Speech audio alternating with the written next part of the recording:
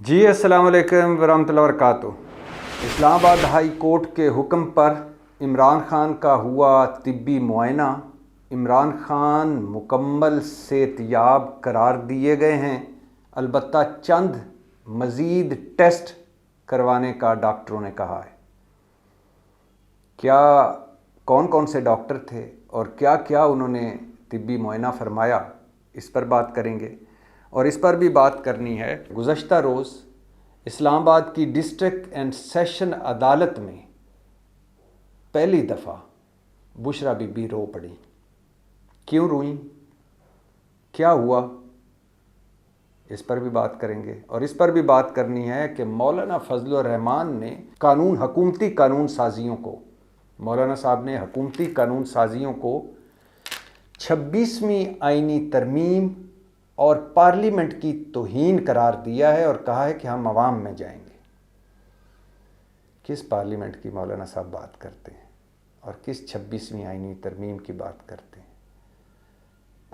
توہین اس پارلیمنٹ کی ہوتی ہے جو عوام کی منتخب پارلیمنٹ ہو، اور آئینی ترمیم وہ ہوتی ہے جس کے ہونے کے بعد قوم اور ملک کو کوئی فائدہ پہنچے، نہ کہ 5 یا 10% طبقہ اشرافیہ کو فائدہ پہنچے۔ خیر، اس پر بھی بات کرتے ہیں، لیکن ان موضوعات سے پہلے یہ بتاتا چلوں، آپ سن چکے ہوں گے کہ چیف جسٹس یحییٰ آفریدی نے جیل ریفارمز کمیٹی بنائی ہے، اور اس کمیٹی میں جہاں جسٹس ریٹائرڈ اکبر رضوی شامل ہیں، سائمہ امین ایڈوکیٹ شامل ہیں، اور مسلم لیگ نون کے اور شہباز شریف کے فیورٹ احد چیمہ، سینیٹر احد چیمہ شامل ہیں۔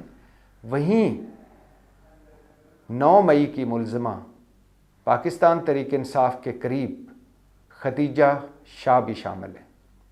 آپ کے علم میں ہوگا کہ خدیجہ شاہ سلمان شاہ کی بیٹی ہیں، اور جنرل آصف نواز جو سابقہ آرمی چیف ہیں ان کی نواسی ہیں، اور بہت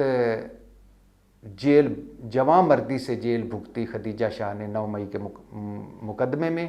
اور چیف جسٹس یحییٰ آفریدی نے، مجھے جہاں تک لگتا ہے، اس وجہ سے ان کو شامل کیا ہے کہ احد چیمہ اور خدیجہ شاہ دونوں جیل بھگت چکی ہیں، ایک خاتون ہے ایک مرد ہے، لہٰذا جیل ریفارمز جو ہوں گی ان میں ان کا آؤٹ پٹ لینا چاہتے ہوں گے، لیکن ان کا کمیٹی میں آنا بڑا تعجب کا اظہار کیا گیا۔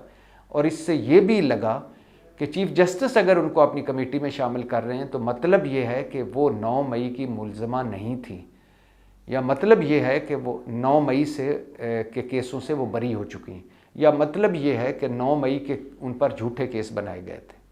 بہرحال جیل ریفارمز ایک بہت اچھا قدم ہے۔ پاکستان کی جیلیں مجرم بناتی ہیں، اور جو کچھ باہر نہیں مل سکتا وہ پاکستان کی جیلوں میں مل سکتا ہے۔ اور اگر آپ کے پاس پیسے ہیں اور سفارش ہے، اور اگر آپ اہم قیدی ہیں، تو آپ کے لیے پاکستان کی جیلوں میں وہ کچھ ہے جو عام آدمی کے گھر میں نہیں ہے۔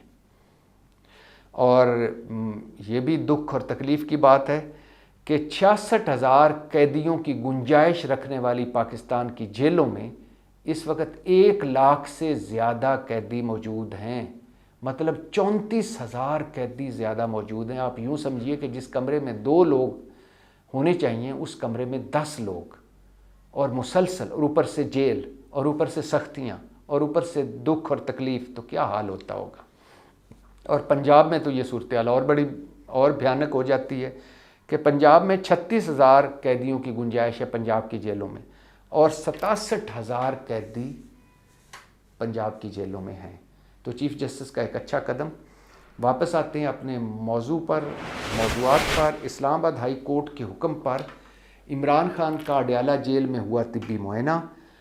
PIMS, Pakistan institute of medical sciences, Islamabad کا سب سے بڑا سرکاری اسپتال پمز، اس کے 3 ڈاکٹر اور عمران خان کے ذاتی معالج ڈاکٹر عاصم یونس، 4 ڈاکٹروں پر مشتمل بورڈ نے اسلام آباد ہائی کورٹ کے حکم پر عمران خان کا طبی معائنہ کیا اور عمران خان کو فٹ قرار دیا۔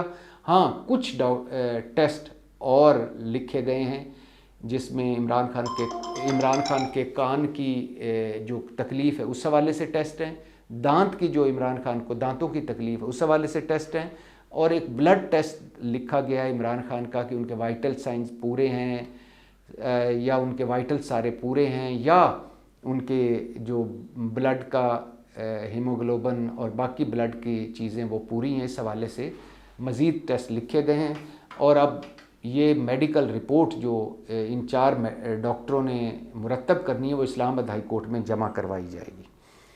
اور جب عمران خان کی بات ہو تو بشریٰ بی بی کی بات بھی کر لیتے ہیں۔ ڈسٹرکٹ اینڈ سیشن عدالت اسلام آباد میں بشریٰ بی بی جج کو مخاطب کر کے جب گفتگو کر رہی تھیں تو وہ رو پڑی، اور یہ پہلی دفعہ ہوا ہے۔ بشریٰ بی بی، میں اکثر کہتا ہوں کہ آج جو عمران خان کے حالات ہیں، جو مشکلات ہیں، جو مصائب ہیں، ان میں 90% بشریٰ بی بی کا کردار ہے، لیکن میں یہ بھی کہتا ہوں کہ جس بہادری سے بشریٰ بی بی نے جیل کاٹی اور جس بہادری سے وہ عمران خان کے ساتھ کھڑی رہیں اس کی بھی توقع نہیں تھی۔ بشریٰ بی بی آج اپنے اور عمران خان کے کیسوں کے حوالے سے ڈسٹرکٹ اینڈ سیشن کورٹ میں ضمانتوں کی توسیع اور ضمانتیں کروانے کے لیے آج ڈسٹرکٹ اینڈ سیشن عدالت میں پہنچی تھی، اور بشریٰ بی بی نے آج عدالت میں جج کو مخاطب کرتے ہوئے، پہلے وہ روسٹرم پہ آئیں اچانک، اور جج کو مخاطب کرتے ہوئے کہا کہ عمران خان اور مجھے انتقام کا نشانہ بنایا جا رہا ہے، انصاف کی کرسی پر بیٹھے منصف نا انصافیاں کر رہے ہیں، جو جیل میں ہے کیا وہ انسان نہیں ہے؟ کیا وہ منصفوں کو نظر نہیں آ رہا؟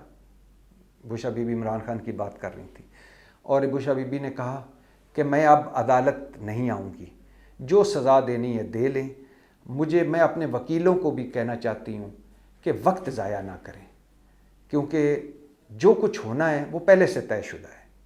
اور میں جج کو مخاطب کرتے ہوئے انہوں نے کہا کہ میرا کمبل اور میرا سامان میری گاڑی میں موجود ہے، جب آپ کہیں گے میں جیل جانے کو تیار ہوں۔ بشریٰ بی بی عدالت میں رو رہی تھی، اور مجھے یاد آ رہا تھا کہ وہ لوگ جو مریم نواز کی گرفتاری اور فریال تالپور کی گرفتاری پر زمین آسمان ایک کر کے بیٹھے ہوئے تھے، آج ان میں سے کسی نے بھی بشریٰ بی بی کے ساتھ کوئی بھی بشریٰ بی بی کے ساتھ کھڑا نہیں ہوا، کسی نے بھی بشریٰ بی بی کے حق میں بات نہیں کی، کیونکہ اس ملک میں مسلم لیگ نون کے لیے صرف مریم نواز ایک عورت ہے، اور پیپلز پارٹی کے لیے صرف فریال تالپور کے دکھ ہی دکھ ہیں۔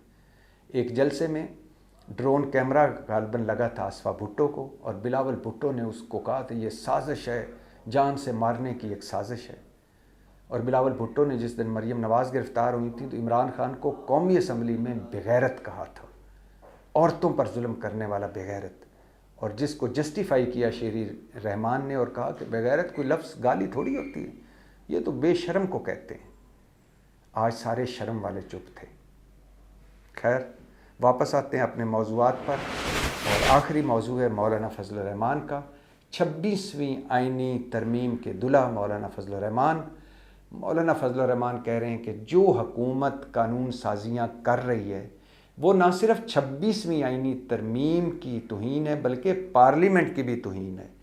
کل 26ویں آئینی ترمیم منظور ہوئی ہے اور آج آپ کو قانون سازیوں کی ضرورت پڑ گئی ہے، کیوں؟ یہ سب آپ آئینی ترمیم میں کیوں نہیں لائے؟ اور جو آئینی ترمیم میں لائے ہیں وہ قانون سازیاں آپ کیوں کر رہے ہیں؟ یہ تو پارلیمنٹ کی توہین ہے۔ مولانا صاحب، آپ خود ہی کہہ چکے ہیں کہ اس الیکشن میں جمہوریت بیچی گئی، اسمبلیاں بیچی گئیں، اور آپ نے خود ہی کہا کہ مجھے پتہ ہے کس نے کتنے پیسے لیے اور کون کتنے پیسے دے کر جیتا اور کس کو کتنے پیسے دے کر ہروایا گیا۔ جب آپ خود کہتے ہیں کہ اسمبلیاں بیچی گئی ہیں اور اسمبلیاں خریدی گئی ہیں، تو پھر کون سی اسمبلی اور کون سی توہین؟ اور 26ویں آئینی ترمیم مولانا صاحب جس کے آپ بھی حصہ تھے، اس نے آزاد عدلیہ کو ختم کر دیا۔ وہ توہین تو خود آئین اور عدلیہ کی توہین ہے، وہ ترمیم تو خود آئین اور عدلیہ کی توہین ہے۔ آپ اس کی توہین ان آئین کرنے کا جواب دے رہے ہیں۔ لہٰذا آپ عوام کے پاس جائیں یا گھر بیٹھیں، خاموش رہیں یا بولیں، جو ہونا تھا وہ ہو گیا۔ پاکستان زندہ باد۔